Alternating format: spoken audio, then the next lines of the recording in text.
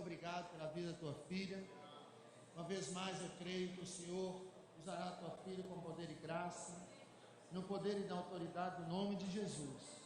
Nós cremos, ó Deus, que o Senhor é poderoso para fazer muito mais abundantemente, além daquilo que pedimos ou pensamos. Fala conosco, nos abençoe através da sua filha. Aquilo que o Senhor colocou no coração dela, possa ser transmitido ao nosso coração. Em nome de Jesus. Amém. Glória a Deus. Aleluia. Glória a Deus. Quem pode celebrar a Jesus nessa noite? Quem pode glorificar a Jesus nessa noite? Aleluia. Quando nós observamos times de futebol jogando, nós olhamos para aquelas torcidas e quando sai um gol, aquele povo chora, grita, comemora por uma vitória que facilmente pode ser tirada. Mas nessa noite está aqui um povo que está celebrando aquele que venceu, e a sua vitória jamais poderá ser tirada. Aleluia. Glorificamos aquele que venceu. Glorifique esse Deus pelo que Ele é. Aleluia. Glorifique Jesus pelo que Ele fez por mim e por você. Glorificamos o nome de Jesus, porque Ele é maravilhoso, Ele é conselheiro, Ele é Deus forte, Ele é Pai da eternidade, Ele é príncipe da paz, Ele é o Cordeiro, Ele é a porta, Ele é o caminho, Ele é a verdade, Ele é a vida.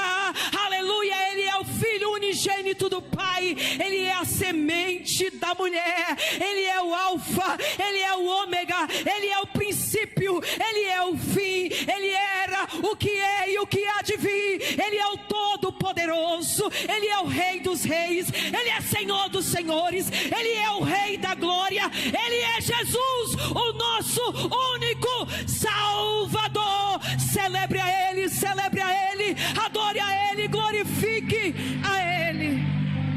Oh, Araganagasuia que cantarabácia, Xaramanagasuí canavassúbia. Não perca a presença gloriosa do Senhor, Ele está neste lugar. Aleluia, aleluia. Boa noite, irmãos, a paz do Senhor. Aleluia. Quão precioso é o nosso Jesus. Me encontro feliz de estar mais uma vez, aleluia, aqui para poder ministrar a palavra do Senhor. Dou graças a Ele por esse privilégio. Agradeço ao pastor por mais uma vez a oportunidade. Que Deus abençoe. Quão bom é estar nesses momentos. Não perca a oportunidade de se encher, de se entregar também diante do Senhor. Aleluia. Vamos abrir a palavra do Senhor no tema deste seminário. Segundo aos Coríntios, capítulo de número 5, versículo de número 18. Aleluia. Glória a Deus. Se o irmão puder melhorar o meu retorno aqui para mim um pouquinho. Está bem fechado para mim aqui. Senão eu vou perder a voz rapidinho. Aleluia. Glória a Deus. Aleluia. Glória a Deus. Amém. Segundo aos Coríntios, capítulo de número 5, a partir do versículo 18. Glória a Deus.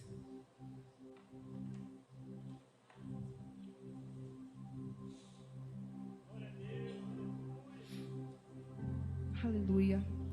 Minha versão é a revista corrigida, Almeida, revista e corrigida. Diz a palavra do Senhor: e tudo isso provém de Deus, que nos reconciliou consigo mesmo por Jesus Cristo e nos deu o ministério da reconciliação. Isto é, Deus estava em Cristo reconciliando consigo o mundo, não lhes imputando os seus pecados, e pôs em nós a palavra da reconciliação, de sorte que somos embaixadores da parte de Cristo, como se Deus por nós rogasse. Rogamos-vos, pois, da parte de Cristo, que vos reconcilieis com Deus. Aquele que não conheceu o pecado, o fez pecado por nós, para que nele fôssemos feito justiça de Deus. Amém. Glória a Deus. Aleluia. Os irmãos podem ficar à vontade. Glória a Deus. Reconciliação. O plano perfeito de Deus. Nesse ano, o tema a ser trabalhado é reconciliação. E o nosso pastor colocou o tema reconciliação em latim. Reconciliare. Que quer dizer reconciliação, mas também quer dizer juntar-se novamente. Mas Paulo, escrevendo este texto, ele usa o grego. E a palavra reconciliação aqui é catalacho. E catalacho quer dizer cambiar, trocar moedas por outras de valor equivalente. Reconciliação. E a obra do Calvário foi uma obra de troca. A Bíblia nos diz no livro de 2 aos Coríntios, no capítulo número 8, versículo de número 9: porque já sabeis a graça de nosso Senhor Jesus Cristo, que sendo rico, por amor de nós se fez pobre, para que pela sua pobreza enriquecêssemos.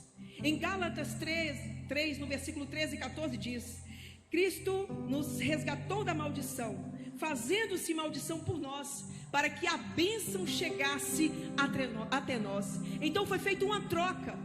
Jesus, ele pega a nossa pior parte e entrega para nós a sua melhor parte. A obra do Calvário ali é um sacrifício de troca, uma obra de troca. E nós também usamos o termo vicário, que quer dizer trocar alguém ou trocar alguma coisa. Jesus, ele se coloca em nosso lugar na cruz como um verdadeiro sacrifício. E catalacho quer dizer trocar por moedas do valor equivalente, ou seja, do mesmo valor. O sacrifício que Jesus fez na cruz, ele não pagou parcialmente a nossa dívida, mas pagou totalmente a nossa dívida. Colossenses 2,14 diz que ele aniquilou, porque ele cravou na cruz aquilo que era contra mim e contra você. Aleluia. Mas quando nós pensamos nesse tema reconciliação, a reconciliação, ela só é feita, ela só se faz necessária quando há uma inimizade, quando há uma separação ou quando há uma desconexão. Só nesses momentos que ela se faz necessária. E a Bíblia nos diz no livro de Gênesis que Deus, ele faz a sua criação. E ele também cria um homem puro, sem pecado, um homem que ele faz conectado a ele. Ele faz um homem à sua imagem, à sua semelhança. O homem era conectado em Deus. Deus sopra do seu fôlego dentro do homem. O homem tinha intimidade, conexão, era próximo a Deus. Mas a Bíblia diz que Deus também dá uma ordem ao homem. Ele diz que de toda árvore ele poderia comer livremente, Gênesis 2, 16 e 17, menos da árvore do conhecimento do bem e do mal, porque no dia que dela comesse, ele morreria. Quando eu estava lendo esse texto e já algumas vezes pensando, por que Deus não falou de uma outra forma para o homem? Porque ele não falou: olha, se você comer, vai ficar separado de mim. Se você comer, nós vamos perder a comunhão. E eu pensando assim, e o Espírito Santo me falou algo. O Espírito Santo me disse: se você obedecer, nunca precisará saber das consequências da desobediência. Aleluia. Deus não precisava ser mais claro, era o homem que precisava obedecer. Mas o homem desobedece, como nós sabemos, e a morte acontece. Porque quando a Bíblia fala de morte, a Bíblia não fala da morte como nós pensamos. A Bíblia não fala da morte de ali morrer, acabar, como nós achamos que apenas morre ali e some. Não. Quando a Bíblia diz morte, ela está dizendo que é separação. Até essa morte terrena é uma separação. É desconectado a alma e o espírito daquele corpo. Então é separação. E naquele momento, imediatamente, o corpo natural do homem, ele não morre.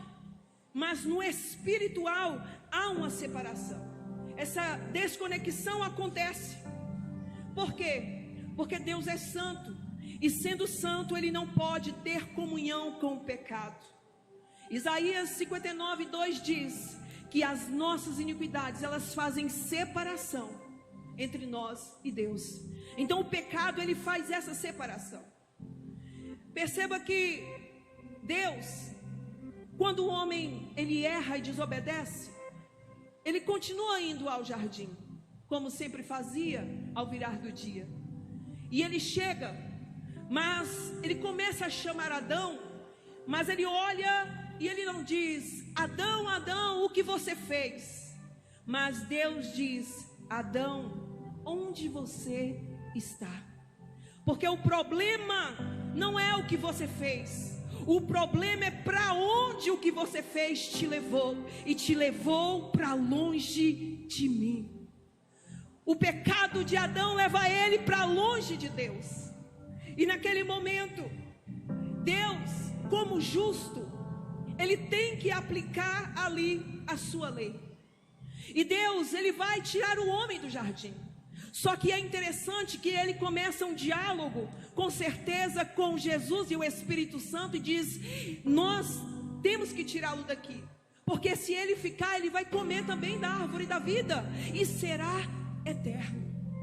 Naquele momento, quando Deus está retirando o homem do jardim, também é um ato de amor, porque ele olha e diz: se ele ficar aqui, ele vai ficar eternamente separado de mim, mas eu vou tirar ele daqui, para que ele não coma desse fruto, e ainda eu possa mudá-lo, reconciliá-lo comigo, porque se ele ficar e comer do fruto eterno, ele ficará eternamente distante de mim. Então eu vou tirá-lo daqui, para que novamente ele possa se unir a mim. Aleluia. E ele aplica a sua lei. O homem sai, mas Deus, Ele não quer o homem distante, porque Deus ama o homem. Ele ama, mas como Ele não pode ter comunhão com o pecado, Ele não pode ter mais aquele relacionamento que tinha como antes, porque Ele tem seus princípios de justiça. Mas Deus busca meios de estar próximo do homem mesmo assim. Deus busca meio de falar com o homem e de governar o homem.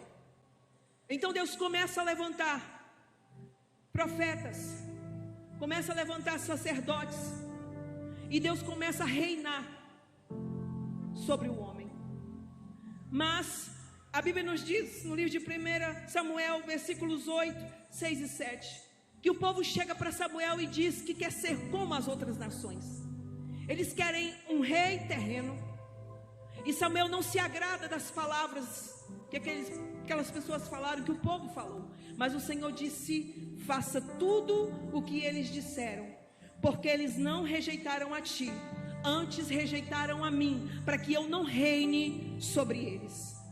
Só que isso não era surpresa para Deus. Deus não foi pego de surpresa nessa escolha, porque no livro de Deuteronômio, no capítulo de número 17, a partir do versículo 14, a Bíblia nos diz que Deus disse: quando entrares na terra que o Senhor teu Deus te dá e possuíres, e disseres: porei sobre mim um rei, assim como todas as nações que estão ao redor de mim, porá certamente um rei, como aquele que escolheu o Senhor teu Deus. E agora começa os requisitos para ser o rei. Dentre teus irmãos porás um rei, tinha que ser do meio deles, não podia ser povo estranho.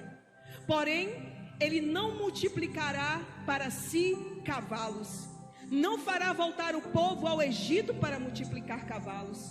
Versículo 17: tampouco não multiplicará para si mulheres, nem prata, nem ouro multiplicará para si. No final do versículo 19 diz: para guardar todas as palavras da lei e os estatutos para cumpri-los. Deus permite que eles tenham um rei, mas Ele diz: vai ser segundo os meus estatutos. Se nós observarmos, nenhum dos reis conseguiram cumprir todos os requisitos estabelecidos por Deus. Todos eram filhos de Israel. Mas Saul foi apresentado, mas depois foi reprovado. Não cumpriu o mandamento do Senhor. Esse não serve. Davi teve muitas mulheres, cavalos. Não serve. Salomão, no livro de 1 Reis, no capítulo de número 10, versículo de número 26, a Bíblia diz: Salomão ajuntou carros e cavaleiros. Tinha 1.400 carros, 12.000 cavaleiros. E fez o rei em Jerusalém que houvesse como pedras e cedros em abundância. Tirou cavalos do Egito para Salomão. No capítulo número 11, versículo 1: E Salomão amou muitas mulheres. Roboão vem logo depois, divide o reino. Nenhum conseguiu cumprir. Mas havia uma promessa no livro de Jeremias, no capítulo número 33, versículo de número 17, que nunca faltaria de Davi alguém para se assentar no trono. Todos esses reis falharam.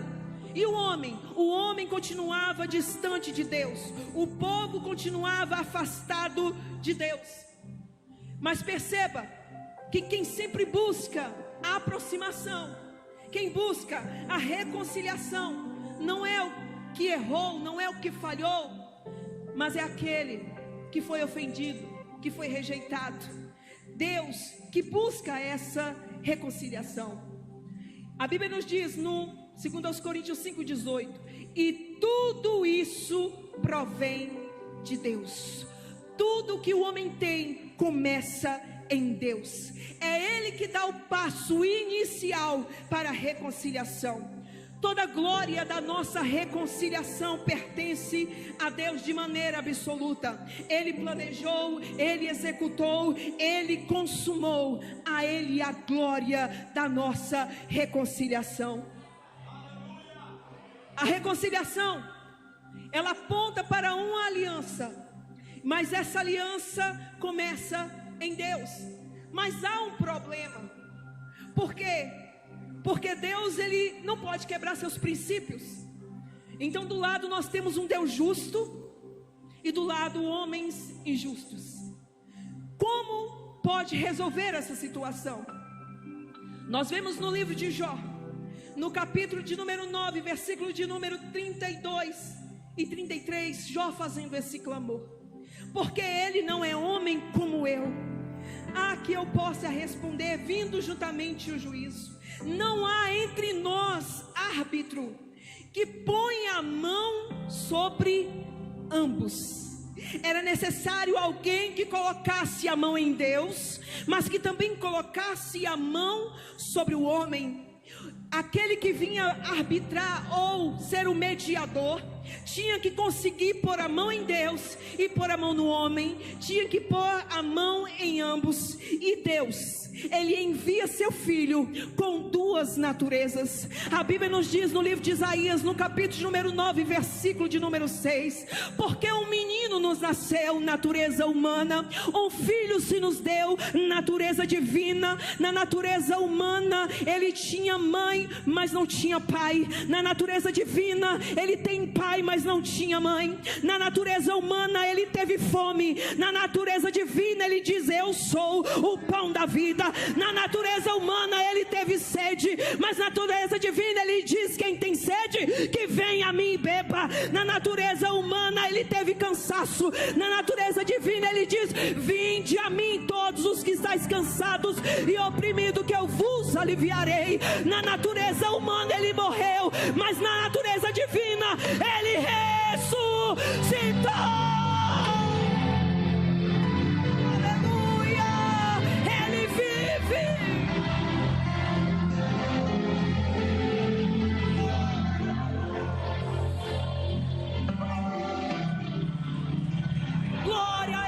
Glória a ele, ele vive. Ele vive. Ele é Deus e ele é homem.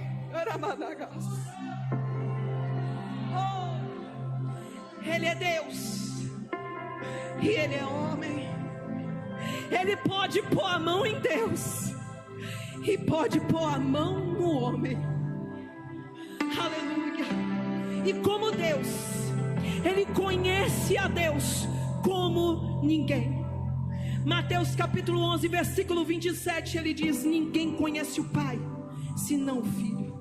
E como homem, ele conhece o homem melhor do que qualquer um. João 2, 24 e 25, ele diz que ele conhece a todos. Ele te conhece, ele conhece a todos. Em João, no capítulo de número 5, no versículo de número 6, havia um homem à beira de um tanque, 38 anos. Jesus, quando se aproxima, a Bíblia diz, sabendo o estado dele. Jesus sabia o estado daquele homem. E naquele momento ele tem aquele diálogo, queres ficação? E aquele homem questiona, mas Jesus diz: levanta, pega a sua cama e anda. A Bíblia nos diz também no livro de Lucas capítulo 19, um homem querendo conhecer Jesus, sabendo que Jesus ia passar pelo caminho, corre, sobe em uma árvore, em uma figueira brava, só para ver Jesus passar. Mas Jesus passando, ele para debaixo da árvore, olha para cima e diz: Zaqueu, aleluia, eu te conheço. Aleluia. Ele conhece a Deus e ele conhece os homens. 1 Timóteo capítulo número 2, versículo de número 5. Ele é um perfeito mediador. A palavra do Senhor nos diz, aleluia,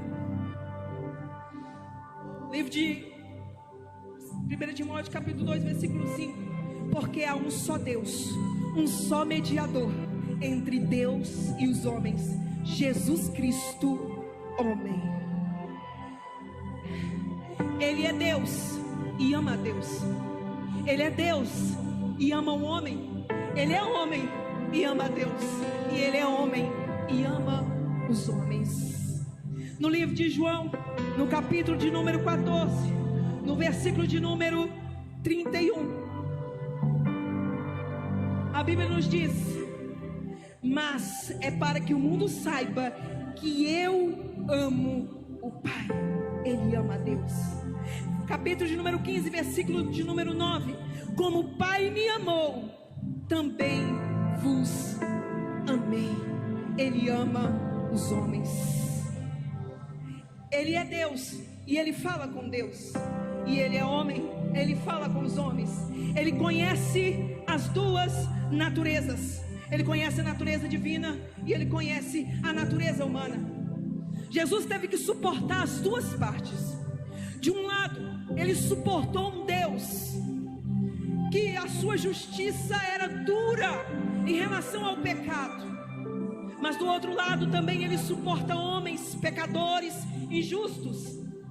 A Bíblia diz no livro de Lucas, capítulo número 22, versículo de número 39. E foi para o Monte das Oliveiras como de costume. Jesus subia ao monte e passava um tempo com Deus, mas descia também para passar um tempo com os homens. Ele tinha que trazer paz entre as duas partes. E ele desce para se relacionar com os homens, porque ele precisava manifestar entre os homens os princípios daquele que queria a reconciliação. Porque essa reconciliação não é do homem com Deus, mas essa reconciliação é de Deus com os homens. No versículo de número 18 nós vemos: e tudo isso provém de Deus. No 19 inicia dizendo: Deus estava em Cristo reconciliando o mundo. Efésios 2:1 diz: e vos vivificou, estando vós mortos em vossos pecados e ofensas. No versículo 4 diz: mas é Deus que é riquíssimo em misericórdia, pelo seu muito amor com que nos amou, estando nós ainda mortos em nossas ofensas, e nos vivificou juntamente com Cristo, partiu dele, aleluia, mesmo quando estávamos mortos em nossos pecados, em nossas ofensas, ele nos amou e nos trouxe vida, aleluia. Perceba, o encontro de Zaqueu acontece Mas o encontro de Zaqueu acontece não foi porque ele queria ver Jesus, mas foi porque Jesus estava querendo entrar na casa dele. Foi como se Jesus estivesse olhando para ele dizendo: olha, Zaqueu, esse encontro não aconteceu porque você subiu, Zaqueu. Esse encontro aconteceu porque eu desci, Zaqueu. Aleluia! Então desce depressa. Aleluia. A reconciliação, ela não acontece por nossos atos, por nossos feitos. Deus quis, hoje me convém, Ele quis. Ele ama os homens e Ele manifesta o seu amor aos homens. Romanos capítulo número 5, a partir do versículo de número 8. Mas Deus prova o seu amor para conosco, em que Cristo morreu por nós, sendo nós ainda pecadores. Logo muito mais agora, tendo sido justificados pelo seu sangue, seremos por ele salvos da sua ira. Porque se nós, sendo inimigos, fomos reconciliados com Deus pela morte do seu filho, muito mais agora, sido já reconciliados, seremos salvos pela sua vida. E não somente isso, mas também nos gloriamos em Deus por nosso Senhor Jesus Cristo, pelo qual agora alcançamos a reconciliação. Ele manifestou o seu amor. Quem morreu por mim e por você não podia morrer. Quem morreu por mim e por você, a morte não podia deter. Mas ele se esvaziou, ele se entregou, assumiu forma humana, aleluia, e se entregou à morte. Não qualquer morte, mas morte de cruz. Ele nos ama. Na parte B do versículo 19, a Bíblia diz: não lhes imputando os pecados, ou seja, não colocando na nossa conta a nossa dívida, mas ele tomou sobre si, ele pegou sobre si. Ele te ama como ninguém te amou. Ele te ama mais que seu pai. Ele te ama mais que sua mãe. Ele te ama mais do que qualquer pessoa nessa terra. Ele te ama pelo seu muito amor, nos amou. João 3,16. Porque Deus amou o mundo de tal maneira que entregou o seu Filho, aleluia, unigênito, para que todo aquele que nele crê não pereça, mas tenha vida eterna. Ele vem e ele começa a cumprir tudo, cumprir tudo. Ele cumpre tudo. Lembra que Deus, ele começa a entregar o seu reinado, e entrega através de Samuel aos homens. Deus entrega de maneira justa. Ele quis e ele entrega aos homens. Mas nenhum homem conseguiu cumprir os requisitos de Deuteronômio 17. Todos falharam. Mas a Bíblia nos diz que em Belém nasce um menino. Ele cresce, começa a andar por um caminho próximo a Jericó. E ele começa a sair de Jericó, quando de repente um mendigo, um cego, começa a clamar e a dizer: Jesus, filho de Davi, tem misericórdia de mim. Aleluia. Ele veio da descendência de Davi. Ele não acumulou para si cavalos. Ele entrou em Jerusalém montado em um jumentinho. Ele não acumulou para si mulheres.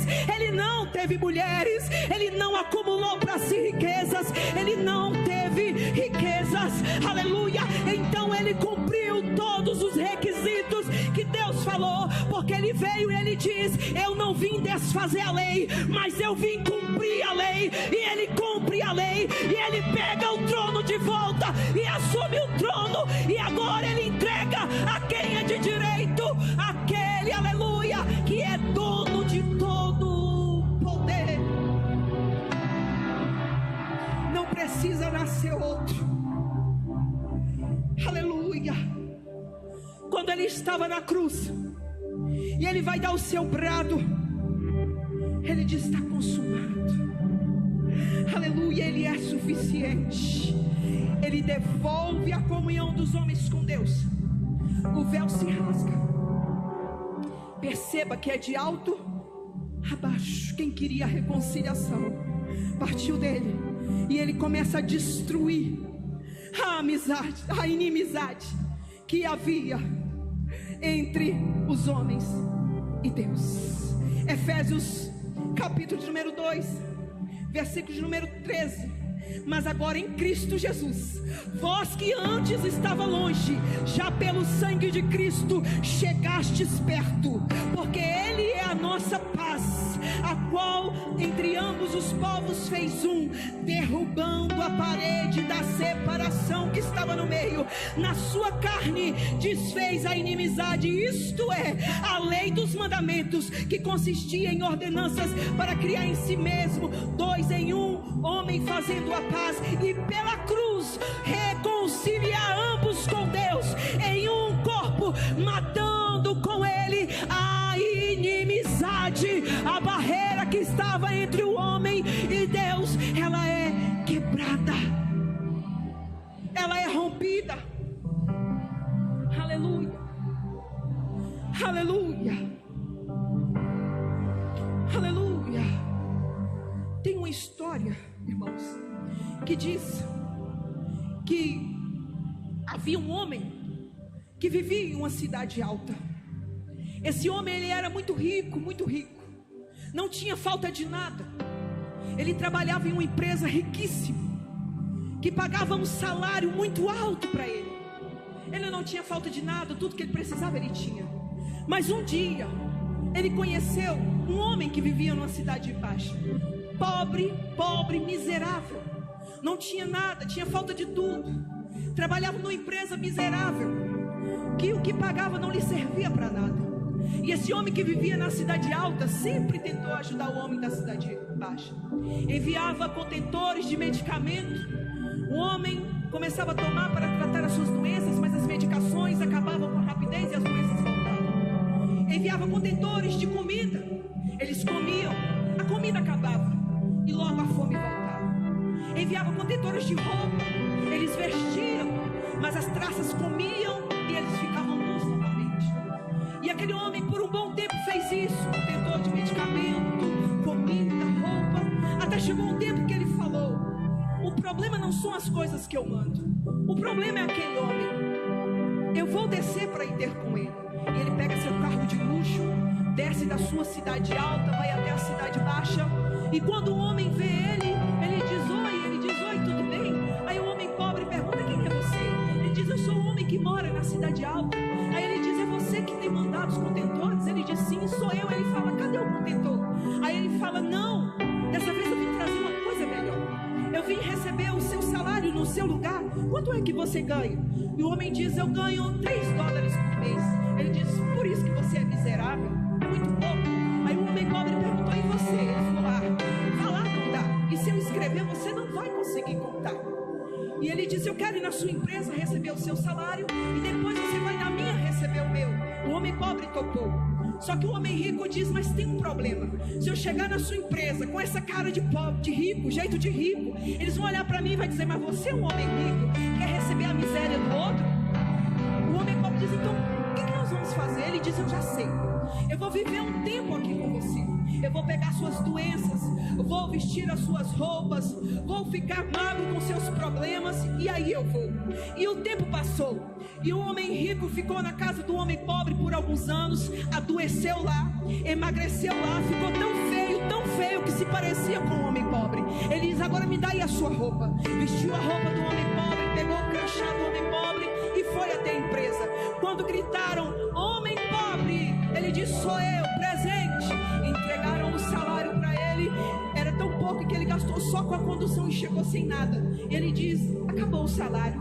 Aí o homem pobre olhou para ele e falou: agora que você recebeu o meu salário, já gastou, me dá o teu. Ele olhou para ele: tem um problema. O mesmo problema que eu tive para receber o seu, você vai ter para receber o meu. E como faz? Vamos lá fora. Quando eu desci, eu trouxe um contentor climatizado. Você vai lá e vai entrar. E eles saíram e entraram. Lá tinha medicamentos que tratavam a doença e era eliminada e nunca mais voltava. O homem começou a ficar limpo, começou a comer da comida da cidade alta, fruto da cidade alta. E ele começou a ficar bonito, começou a se parecer com um homem rico. E ele diz: agora você vai pegar o meu carro, vai pegar o mapa e vai subir. E aí o homem que era o pobre subiu. Quando chegou lá, gritaram: homem rico. Ele diz: presente. Olharam para ele, vestes de homem rico, sapato de homem rico, jeito de homem rico. Falaram: pode entrar, está aqui o salário. Abriu um cofre grande. Ele olhou para tudo isso e falou assim: isso é muito difícil para carregar, eu vou viver já aqui. E o homem viveu. Eu vou contar a história de novo porque você não entendeu. Em uma cidade alta vivia um homem rico. Mas eu esqueci de um detalhe. O homem rico se chama Jesus e o homem pobre se chama você. Jesus vivia em uma cidade alta lá no céu e ele sempre quis ajudar o homem pobre. Ele enviou leis, enviou profetas, enviou sacerdotes, mas o homem sempre ficava no seu estado de sofrimento. Ele continuou enviando cura, enviando ali milagres, mas o homem sempre voltava ao pecado. Então Jesus, ele desce, aleluia, no seu carro de glória e vem nascendo do ventre de uma mulher. E ele precisou viver entre os homens, ele precisou parecer com os homens, aleluia. E ele viveu na nossa terra, ele comeu da nossa comida e ele se pareceu conosco. Até que ele diz: agora me dê as suas culpas, me dê os vossos pecados. Vocês trabalham numa empresa que chama pecado e o salário da sua empresa é morte. Romanos capítulo número 6, versículo de número 23. Eu vou na sua empresa receber o seu salário no seu lugar, aleluia. E Jesus, ele foi, e quando chegaram lá, gritaram: homem pobre, gritaram Franciele, e ele diz: presente. E o salário era tão pouco que ele gastou em 3 dias. Deram para ele na sexta, no sábado, no domingo não tinha mais, porque ele ressuscitou.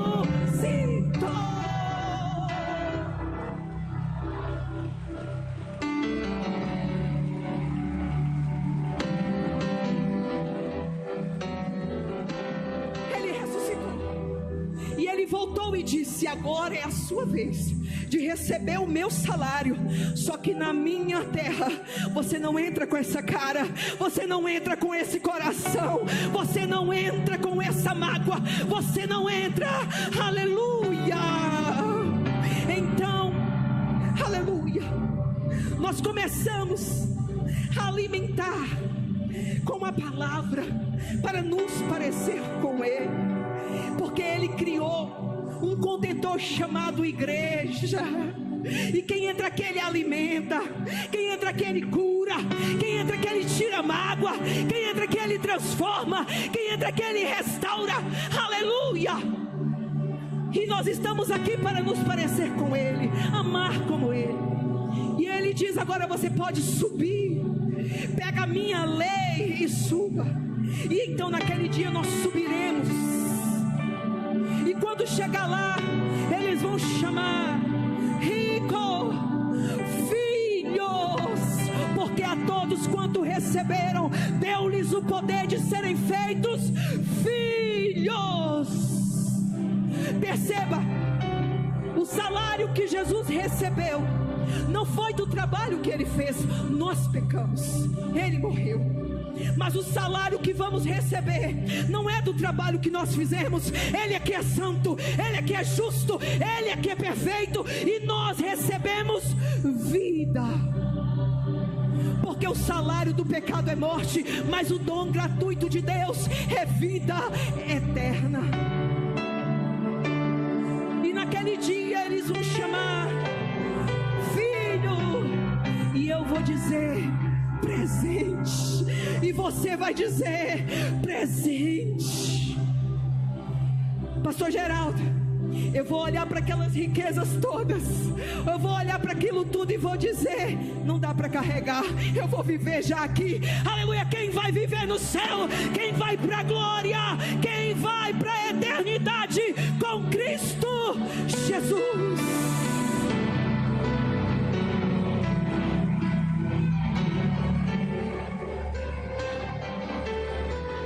Essa é a verdade do Evangelho. Não é porque eu fiz nada, não é porque você fez, é pelo que Ele fez. Ele fez. Um dia, um homem chega para Jesus, em Lucas, no capítulo de número 18, e diz: mestre, bom mestre, que hei de fazer? Ele diz que hei de fazer para herdar a vida eterna. Jesus fala os mandamentos, ele diz: tudo isso eu já tenho feito, já tenho guardado, já tenho praticado desde a minha infância. Jesus olha e diz: então você já fez, agora é hora de desfazer. Vai, vende o que você tem. Na hora de desfazer, ele fica triste e se retira.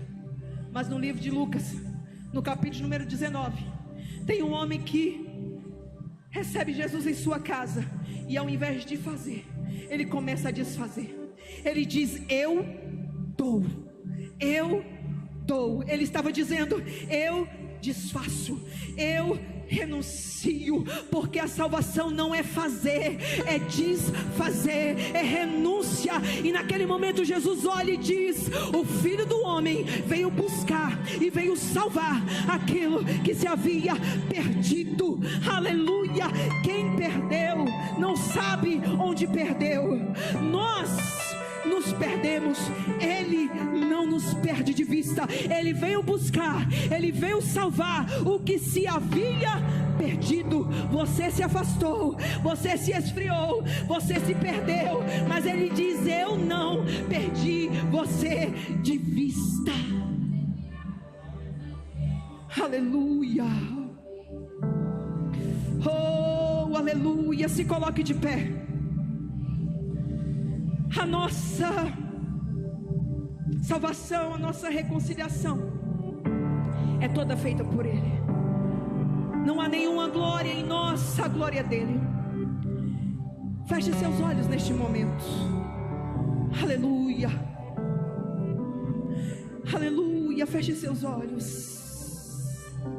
Eu quero falar com você nessa noite, que em algum momento se perdeu, parou, afastou, se deixou levar por alguém, ou talvez não tem nada a ver com ninguém, foram só seus medos, suas fraquezas. Eu quero dizer para você nessa noite, que o mesmo Jesus que parou debaixo daquela árvore e chamou Zaqueu pelo nome, Ele está aqui te chamando